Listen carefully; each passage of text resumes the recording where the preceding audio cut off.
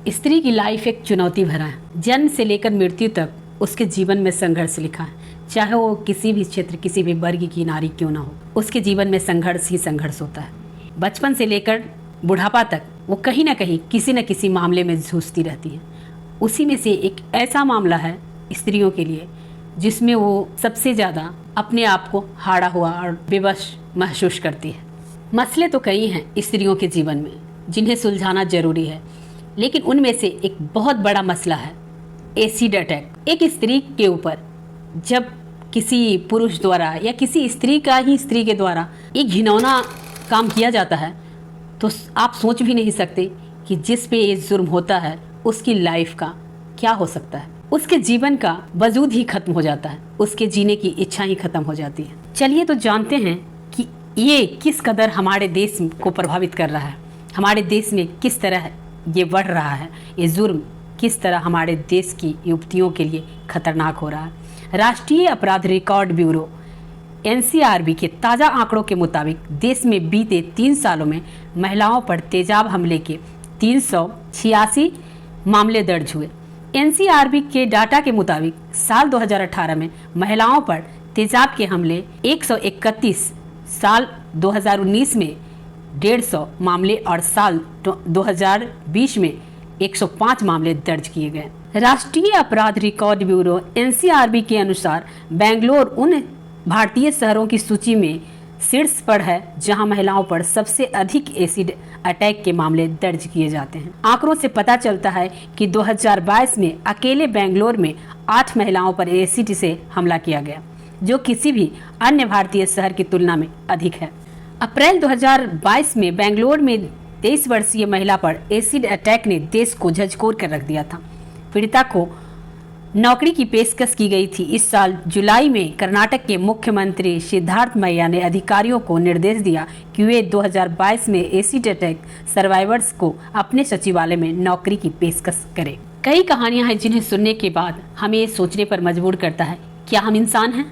अगर इंसान ऐसे होते हैं तो उन्हें जानवर से तुलना करना बेवकूफ़ी है, क्योंकि जानवर में इतनी बेरहमी नहीं होती जितना कि इंसान गिर चुका है। चलिए तो शॉर्टकट में हम कुछ कहानियों के बारे में आपको बताते हैं। विस्तार से बताना मुश्किल है क्योंकि हर कहानी हर देश में और हर राज्य में हो रहा है और उतनी कहानियां शायद सुनने की ना आप में ताकत है ना ही मुझ में बताने की।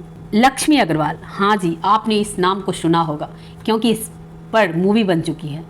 दीपिका पादुकोण की मूवी छपाक इन्हीं की स्टोरी है। लक्ष्मी अग्रवाल जब वो 15 साल की थी तब उन पर एसिड अटैक हुआ था। 2005 में जब वह बाजार से लौट रही थी, उसी पड़ोस में काम करने वाले नईम खान 32 वर्षीय व्यक्ति ने उनके चेहरे पर एसिड फेंका था।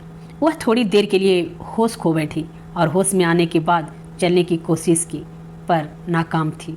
Acid attack survivor Lakshmi Agarwal महिलाओं के अधिकारों और सुरक्षा की वकालत करती हैं और एसिड की बिक्री पर प्रतिबंध लगाने की दिशा में कई प्रयासों का हिस्सा रही हैं। वह 2014 में मिशेल ओबामा द्वारा अंतर्राष्ट्रीय साहस पुरस्कार और 2018 में मदर टेरेसा पुरस्कार जैसे पुरस्कारों की प्राप्ति कर चुकी हैं। ऐसा नहीं है कि ये सिर्फ भारत में हो रहा है। प्रति वर्ष लगभग 200 एसिड मामलों की रिपोर्ट के साथ पाकिस्तान को एसिड मामलों के लिए सबसे घातक देशों में से एक माना जाता है।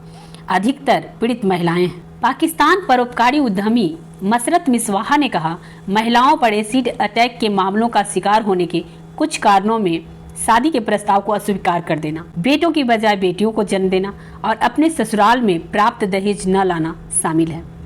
वह स्माइल अगेन फाउंडेशन की संस्थापक हैं, जो एक राष्ट्रीय संगठन है जो एसिड अटैक सर्वाइवर्स के लिए चिकित्सा देखभाल प्रदान करता है और शैक्षिक और व्यावसायिक प्रशिक्षण पाठ्यक्रम प्रदान करता है।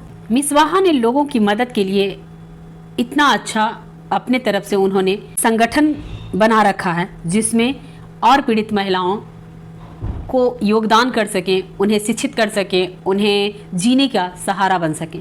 ऐसे ही हमारे देश में भी बना हुआ है। चलिए उन पे बात करते हैं। हैवानियत की शिकार महिलाओं का अपना घर। देश की राजधानी दिल्ली के भीड़ भाड़ वाले इलाके जंगपुरा स्थित अपना घर में दूर दूर के असम, बिहार के साथ साथ पास ही हरियाणा से भी कई वीरांगनाओं का निवास है। घर से दूर यह घर एक पीड़ित महिला ने इस सोच के साथ बनाया था, उसकी जैसी सताई हुई महिलाओं को कभी न खत्म होने वाली मनोवैज्ञानिक, कानूनी, सामाजिक लड़ाई अकेले नहीं लड़नी पड़े। साथ ही उन्हें शैक्षिक, रोजगार संबंधी समस्याओं जूझने में भी किसी का सहारा मिलता रहे। अमूनन अपनों की बेरहमी की ही शिकार इन महिलाओं की सभी समस्याओं का एक ही छत के नीचे समाधान करने की कोशिश वाकई सराहनीय है। साहिल मलिक वर्ष 2009 में तेजाब हमले के बाद दुनिया बदल गई थी। उनका अब भी इलाज चल रहा है। उन्होंने कहा, एसिड अटैक में जिंदा बच गई अधिकांश लोगों को 10 से 15 सर्जरी में से गुजरना पड़ता है, जिनकी हालात उन्हें सरकार से मिलने वाले 3 से 5 लाख मुआवजे कहीं अधिक होती है। उन्होंने कहा, इलाज में महीनों और कई बार बरसों लग जाते हैं। तब महिलाओं को वहाँ एक आश्रय स्थल की ज़रूरत होती है जहाँ से वो आसानी से इलाज करवा सके। साहिल ने कहा, अपना घर इन्हीं चिंताओं को दूर करने की एक पहल है। इससे पहले तेजाब हमले के शिकार लोग अस्पतालों के पास खुले आसमान के नीचे में या किसी किराए के कमरे में रहते थे। इसका खर्चा उठाना उनके लिए असंभव सा था। कोई भी घटना या किसी भी तरह का टॉर्चर होना, इसका ये मतलब नहीं है कि हर जगह महिलाएं ही पीड़ित हैं और पीड़ित करने वाले पुरुष हैं। ऐसा कुछ भी नहीं है। कहीं कहीं पुरुष भी पीड़ित हैं और पीड़ित करने वाली या दर्द देने वाली महिलाएं भी शामिल हैं। वैसे ही इस घटना में भी है। एसिड अटैक के मामलों में भी 30 से 40% पुरुष भी हैं जिनके ऊपर महिलाओं ने अटैक किया है। जैसा कि मैंने आपको बताया कि एसिड के मामले क्यों होते हैं, क्यों पुरुष महिलाओं पे एसिड फेंकते हैं, क्यों उन्हें इतना दर्द पहुंचाते हैं, जिसमें दहेज शामिल है, जिसमें बेटी का जन्म शामिल है, जिसमें और भी कई तरह के प्रेम में असफल होने पर ऐसी घटनाओं का अंजाम देते हैं। लेकिन लड़कियां क्यों फेंकती हैं या औरतें क्यों फेंकते हैं, इसकी भी वजह मैं बताऊंगी। लेकिन उससे पहले मैं ये कहूंगी कि दुनिया की कोई वजह ऐसी नहीं हो सकती जिससे इतने घिनौने कारनामे को अंजाम दिया जाए। डॉक्टर सुनील अवाना एक मानसिक रोगी विशेषज्ञ हैं, जिन्होंने बताया है कि लड़कियां कब और क्यों फेंकती है तेजाब। इंडिया मेडिकल एसोसिएशन के अध्यक्ष हैं डॉक्टर सुनील आवा बताते हैं, लड़कियों की एसिड अटैक करने के पीछे 3 कारण हैं। बचपन की कोई बुरी याद या फिर कोई इम्पल्स कंट्रोल डिसऑर्डर। जब कोई लड़की कमिटमेंट चाहती है या फिर शादी करना चाहती है, लेकिन जब लड़का मना कर देता है तो वह गुस्से में आकर एसिड अटैक करती है। कुछ लड़कियों के साथ बचपन में सेक्सुअल हरासमेंट, परिवार का टूटना या फिर कुछ और गलत हुआ होता है, जिसकी कड़वी याद उन्हें ऐसा सदमा या ऐसा कदम उठाने के लिए मजबूर करता है। रिसर्च के मुताबिक ज्यादातर हमले महिलाओं और लड़कियों पर होते हैं। हमले अक्सर सार्वजनिक स्थानों जैसे सड़कों, स्कूलों, कॉलेजों में होते हैं। अगर ये सारे एसिड मामलों को रिपोर्ट किया जाए तो शायद भारत में हमलों की संख्या एक वर्ष में 1000 से ज्यादा हो सकती है। अब तक तो मैंने ये बताया कि एसिड अटैक कितना हो रहा है, क्यों हो रहा है और किस तरह किया जा रहा है। अब आगे मैं ये बताऊंगी कि इसे कैसे रोका जाए, इसे किस तरह से इस पर रोकथाम लगाया जा सकता है। एसिड के हमले एसिड से होते हैं। एक आम समझ बताती है, अगर हमलावर को एसिड ही नहीं मिलेगा तो हमले नहीं होंगे। एसिड हमले की बढ़ती घटनाओं के मद्देनजर 2013 में सुप्रीम कोर्ट ने पूरे भारत में एसिड की ओवर द काउंटर बिक्री पर बैन लगा दिया। ये मामला राज्यों के दायरों में लाया गया।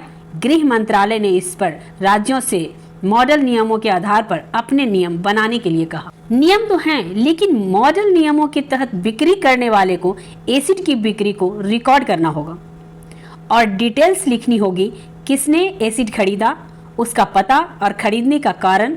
कानून बनने और बैन लगाने के बावजूद एसिड हमले के जारी रहे हैं। 2021 में गृह मंत्रालय ने फिर एक बार राज्यों को सतर्क किया ताकि एसिड की बिक्री का बैन का पालन किया जाए।